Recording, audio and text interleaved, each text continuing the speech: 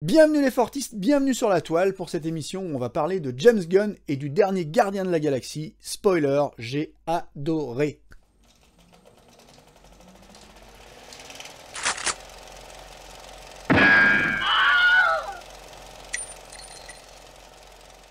Bienvenue sur la toile donc pour une nouvelle réaction à chaud. Alors, à la base, et ça je vous le dis tout le temps, j'avais pas prévu de faire une réaction à chaud sur ce film, pour le coup. Vous savez que c'est un format que je n'aime pas trop. Bah ouais, ça va un peu à l'encontre de ce que je pense du cinéma. Moi j'aime bien découvrir des films et puis les ancrer progressivement, les voir, les revoir, pas forcément me laisser aller une réaction sur le vif. C'est rarement dans ces moments-là qu'on peut livrer la meilleure analyse d'un film. Mais pour le coup, j'ai été complètement bluffé par ce dernier Gardien de la Galaxie et je trouvais pas ça cool de toujours vous parler des Marvel que je détruis à longueur de vidéo. Franchement, les derniers Marvel, je vous dis souvent hit or miss, c'est généralement miss dernièrement. Il y a quelques films que j'apprécie, que je trouve pas mal, mais je trouve que cette dernière phase ronronne un peu, j'aime pas trop les séries, et franchement, quand je viens vous en parler à chaque fois, c'est pour vous dire, ouais, bon, Marvel. Là, ce film m'a complètement soufflé. Je me suis dit, mais si j'en parle pas, à quel moment est-ce que je vais parler de cet époustouflant film de James Gunn? Donc voilà, on se retrouve pour parler du dernier Gardien de la Galaxie qui vient de sortir dans les salles. Et pour le coup, j'ai trouvé ça mais absolument incroyable. Alors ce film, je l'attendais depuis un petit moment. Franchement, parmi toutes les bandes annonces qu'on avait vues dernièrement, Transformers 27, Fast and Furious 33, Indiana Jones 5, il y avait eu pas mal de suites, pas mal de films qui se présentaient à nous, et j'avais été plutôt enthousiasmé par la bande-annonce des Gardiens de la Galaxie. Je trouvais que la première bande-annonce qui était sortie était vraiment chouette, il y avait du cœur. Je me suis surpris à penser en voyant cette bande-annonce, mais si on réalisait enfin un Marvel avec du cœur, après tout c'est le troisième Gardien de la Galaxie, on s'est attaché à ces personnages, James Gunn lui-même s'est attaché à ces personnages, je me suis dit, et si on avait une grande conclusion à cette trilogie? Et franchement, je me suis posé dans la salle, j'avais vu la deuxième bande-annonce, j'avais été, bon, ni plus ni moins, et puis on a été dans la salle, on avait un petit peu de temps à Tours, pendant un week-end prolongé, on s'est retrouvé dans un petit CGR, on s'est posé bien installé, et puis le film a commencé. Et là, dès le début, j'ai été complètement accroché. À tel point que j'ai vu la première scène, et je me suis dit, mais et si ce film était vraiment du niveau, intégralement du niveau de cette scène, et il l'a été du début à la fin. Alors je vous préviens tout de suite, ça va spoiler, parce que ce film est riche de thématiques, riche de personnages.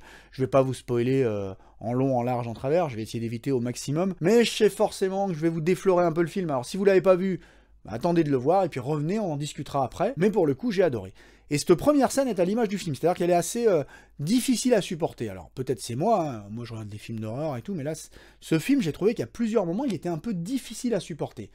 Première chose, c'est un film de James Gunn. Et là, il peut totalement revendiquer son bébé. Je veux dire, le Doctor Strange 2 était un vrai film de Sam Raimi. Là, on a un vrai film de James Gunn. Et James Gunn, ben, c'est quelqu'un qui aime un peu les horreurs. Il a commencé avec Horribilis. Il aime les laisser pour compte. Il aime les bras cassés. Il aime les bohémiens, les miséreux. Ça lui plaît à James Gunn, tout ça. On a vu dans Super, on a vu dans tous ses projets. On l'a vu encore dans son dernier Suicide Squad. Donc il aime bien tout ça. Il aime bien aussi l'humour, la gaudriole, l'humour un peu bas de plafond, mais pour le coup, tous ces éléments-là fonctionnent à fond dans ce film.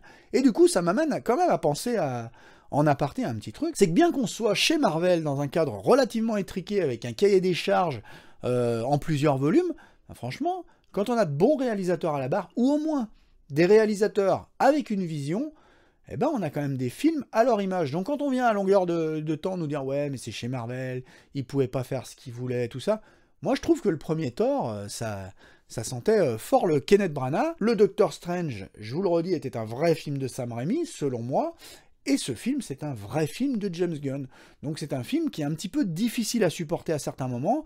Il y a des horreurs, il y a vraiment des choses un petit peu particulières.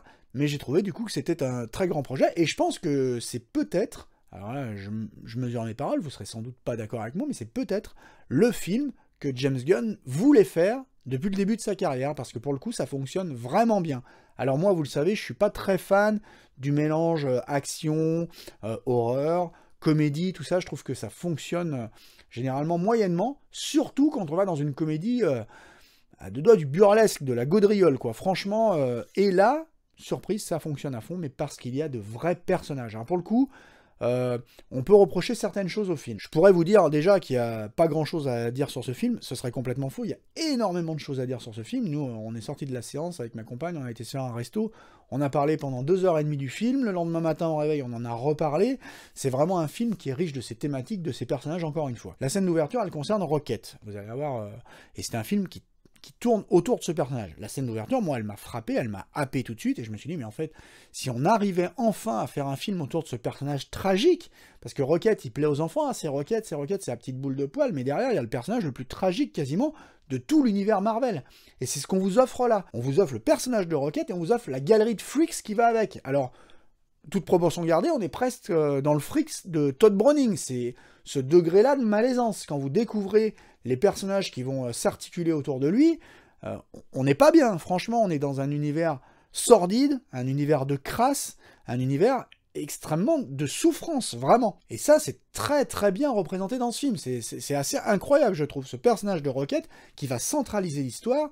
Il est vraiment incroyablement traité dans ce film-là. D'ailleurs, je reproche souvent à certains films d'être un peu lourd de dialogue, lourd de discours et lourd d'explications. Alors là, il y en a qui vont dire « Ouais, c'est un peu lourd, ce film-là ». Ils auront raison, sincèrement, il y a un moment, une scène de rêve qu'on a déjà vu 1000 fois avant, où on lui dit non, ton heure n'est pas venue, et tout ça, et on explique mais tu n'as pas compris, ça a toujours été toi le héros de l'histoire, et certains vont la critiquer cette scène, moi personnellement je la trouve très touchante, je trouve vraiment, c'est le moment où le film m'a happé en fait, parce qu'à un moment, au bout d'une demi-heure, je me suis dit ouais, le film, est-ce que c'est génial en fait ce que je suis en train de voir, ou est-ce que c'est ultra bateau, je savais pas trop sur quel pied danser, à un moment le film m'a vraiment attrapé et m'a plus lâché. Et pour le coup, il n'y a pas que Rocket, parce qu'il y a aussi tous les autres personnages qui tournent autour, Chris Pratt bien sûr, que je trouve, je sais pas pourquoi, je l'ai trouvé un peu moins physique américain bouffeur de popcorn, un peu plus émacié, son personnage, j'ai ressenti quelque chose avec lui, Gamora absolument excellente, les trajectoires des personnages sont excellentes, parce que là, gros spoiler, mais vous aurez pas ce happy end love story qu'on aurait pu être en droit d'attendre entre Star-Lord et Gamora, parce que pour le coup, Gamora, bah, c'est pas celle qu'on connaissait, non, c'est celle d'avant. Et elle a déjà une famille, elle a pas besoin de retrouver une famille avec les Gardiens de la Galaxie, elle a déjà une famille, et ça, je trouve ça, mais extrêmement malin, je ne changerai rien dans ce film, hein, pas un plan, et la conclusion de toutes les toiles, tous les fils qu'on a tendus, ben, elles sont satisfaisantes pour moi. Quand vous arrivez à la fin, mais Gamora, elle a déjà sa famille. Alors, sa trajectoire est différente, elle a compris quelque chose, elle s'est humanisée encore un peu, elle a appris à apprécier les autres, à apprécier ses laissés pour compte, cette bande de mercenaires là. Mais pour le coup, elle s'est humanisée, mais elle n'est pas tombée amoureuse, elle n'est pas retombée amoureuse parce que c'est pas la même Gamora. Donc j'ai trouvé sa trajectoire très intéressante. Toutes les trajectoires des personnages sont intéressantes. Celles de Drax et de Mantis sont intéressantes aussi. On perçoit mieux les personnages. Il y a des vraies évolutions tout au long du récit. Alors, j'ai vu ci et là déjà des critiques. J'ai fait exprès, avant d'aller voir le film, de ne rien regarder. Donc je l'ai pris vraiment frontalement. Pour le coup, après, j'ai regardé un petit peu ce qui se disait. Comme d'habitude, bah Marvel, chaque fois qu'ils sortent un film, ils payent très très cher pour que les gens disent du bien du film. Donc forcément, il y a tous ceux qui sont déjà conquis. Il y a ceux qui sont toujours plus amers et qui vont un peu critiquer le film. C'est ceux-là qui m'intéressent. J'ai trouvé que les critiques n'étaient pas forcément justifiées. Et là, on dit souvent, ouais, on a un méchant un peu bateau. Je trouve pas du tout. Moi, je trouve que les motivations du méchant de l'histoire sont vraiment bonnes. Et je viens en regretter finalement que ce film... et beaucoup de choses qui démarrent et qui se terminent avec ce film, c'est-à-dire qu'on a un film de 2h30, ça paraît quand même déjà beaucoup, hein, ça paraît gros, avant ces durées-là, c'était réservé à des Avengers, mais là on a un film d'une ampleur assez incroyable, moi je le trouve très ample, ce film, avec beaucoup de choses, le MacGuffin, il est génial, hein, le MacGuffin c'est le truc dans une histoire après laquelle, ou après lequel, tout le monde court, c'est-à-dire que tous les personnages vont devoir trouver ça avant les autres, ça c'est un traité dans le scénario lambda de tous les films américains, il y a toujours le MacGuffin, toujours le truc qu'il va falloir attraper, trouver, aller chercher. Là, pour le coup, c'est très bien, un remède pour Rocket, moi j'ai trouvé ça extrêmement bon. Et du coup, finalement, ce cadre d'un film de 2h30, je le trouve un peu étriqué pour développer tout ce qu'on aurait pu développer. Et je regrette que ce méchant, finalement, on ne l'ait pas amené un peu avant.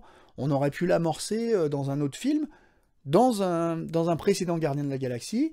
Je trouve ça un peu dommage parce que du coup là, il apparaît, il a ses motivations. Moi, je l'ai trouvé bon. Je l'ai trouvé vraiment bien. Franchement, j'ai trouvé ses motivations crédibles. Je trouvais que c'était un espèce de fou. En plus, ses motivations et la façon dont tout se passe dans ce récit, bah, ça trouve des résonances forcément avec notre société d'aujourd'hui. Là, on a entamé notre déclin, c'est en train de partir en sucette dans tous les sens. Je veux dire, ça nous renvoie des messages qui sont pas agréables. Je le redis encore une fois, c'est un film à plein de niveaux qui n'est pas un film agréable à regarder. On a un film popcorn.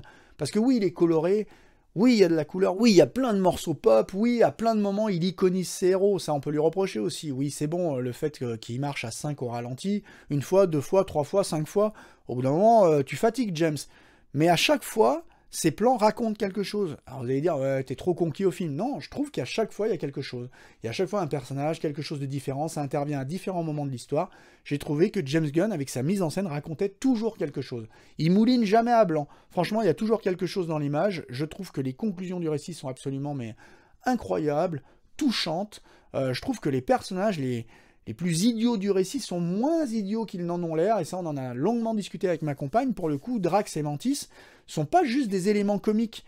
Y en a qui disent, j'ai entendu ci et là, ouais, cet humour qui tape en dessous de la ceinture, il tape jamais en dessous de la ceinture. En fait, c'est juste un humour un peu bœuf, un peu bête. Mais ça passe extrêmement bien, parce qu'on rit avec les personnages, qui sont naïfs, mais qui sont pas idiots, ils sont pas stupides. Drax, il a son intelligence, et Mantis aussi. Et finalement, il y a des scènes qui sont totalement barrées, mais qui sont... Alors, il y a des scènes visuelles qui sont que je trouve folles. Moi, j'étais mort de rire quand ils sortent de l'appareil. Vous avez une séquence très très belle où ils sont ralentis dans leur combinaison colorée. Et puis derrière, il y a Mantis qui gère très très mal l'antigravité et qui est en train de flotter en permanence dans chaque plan. C'est très bien pensé, la mise en scène est inventive, moi j'ai trouvé ça génial. Vous avez aussi d'autres scènes qui sont très bonnes, quand Star-Lord... Qui est le stupide de Star-Lord ou de Mantis quand ils ont un échange et que lui, il explique comme on expliquerait à un enfant vite fait que « Ouais, sur Terre, je veux pas aller voir mon grand-père parce que sur Terre, il doit être mort. » Elle lui dit « Mais il doit avoir quelque chose comme 90 ans. » Il fait « Mais sur Terre, tout le monde meurt à 50 ans et tout. » Et qu'elle lui fait « You're going to die ?» Et là, franchement, la salle explose de rire, mais on rit avec les personnages. Cette scène est incroyable. Il y a plein de scènes comme ça. J'ai été à tel point porté par ce film qu'il y a des choses qui, en temps normal, ne marcheraient pas avec moi, qui là ont fonctionné à plein. Il y a un moment où il allume son bracelet là pour parler avec Gamora de manière discrète alors qu'ils sont dans leur combinaison. Ma compagne, elle, a tout de suite vu que ça allait résonner dans les combinaisons des autres. Moi, j'y ai même pas pensé parce que j'étais porté par les personnages.